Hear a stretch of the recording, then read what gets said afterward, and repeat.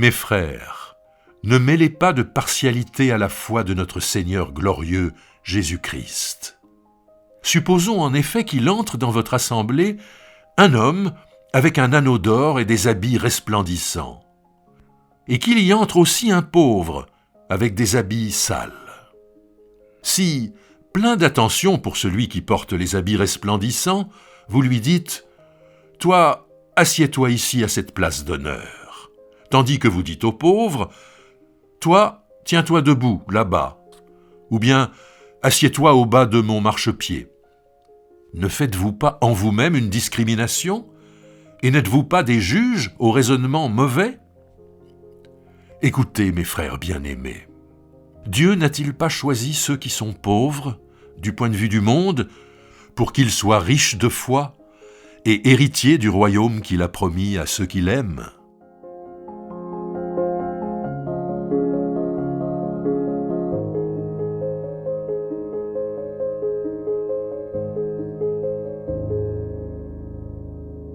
L'épître de Jacques est souvent mal vue par les théologiens car ce n'est pas une épître théologique.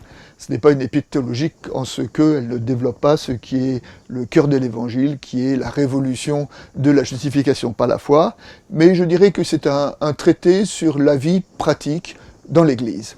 Et notamment, un des critères qui qualifie l'Église, c'est comment les hommes, les femmes sont traités, et comment notamment sont traités les pauvres et les riches. Alors dans le premier chapitre de cette épître, Jacques dit aux pauvres, essaie de leur rendre toute leur dignité en disant qu'ils sont importants aux yeux de Dieu, et il demande aux riches d'être humbles. Et puis ici, nous arrivons dans le deuxième chapitre, et dans le deuxième chapitre, il va souligner l'égalité, le fait de ne pas traiter les hommes de façon partiale en fonction de leur statut social au regard de la société.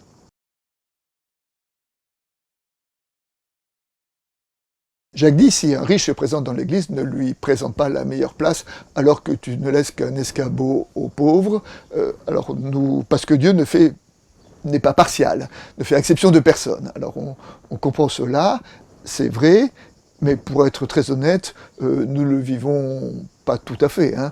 Je suis sûr que si dans ma propre église, demain, il y avait un ministre de la République qui arriverait, je suis obligé de confesser que peut-être je lui accorderais plus d'attention que si c'était un pauvre en haillons. Et pourtant, cette interpellation de l'épître est fondamentale.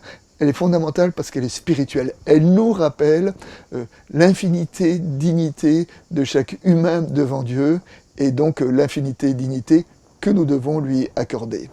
Et cela rappelle un commentaire rabbinique. Dans un commentaire rabbinique, pour souligner la partialité des juges, on nous dit que si un riche vêtu de beaux vêtements et un pauvre vêtu de haillons arrive devant un juge pour que ce dernier tranche leurs différends, alors le juge doit donner le choix au riche. Il lui dit, soit tu te vêts de haillons, soit tu payes des jolis habits à ton adversaire. L'idée, c'est que la tenue ne doit pas influencer la décision que doit prendre le juge. Et bien que cette illustration-là nous aide, illustre d'abord, commente ce passage de l'épître de Jacques et nous invite à faire attention à la façon dont nous devons traiter chaque personne dans l'Église.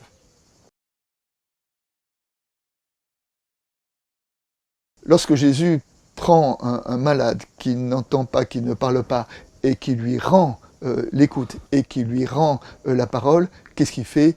Il l'élève. C'est quelqu'un qui ne parle pas, qui n'entend pas, qui avait tendance à être socialement méprisé, et Jésus en fait le signe de l'évangile qu'il doit apporter.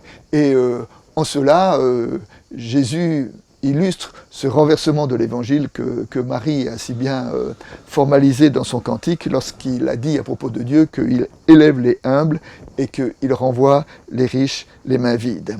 Et donc, chaque fois que, effectivement, nous avons tendance à mettre en avant les riches et à mépriser les pauvres, eh ben, nous devons nous souvenir de ce renversement de l'Évangile et nous devons essayer de le mettre en pratique dans notre façon de considérer nos prochains.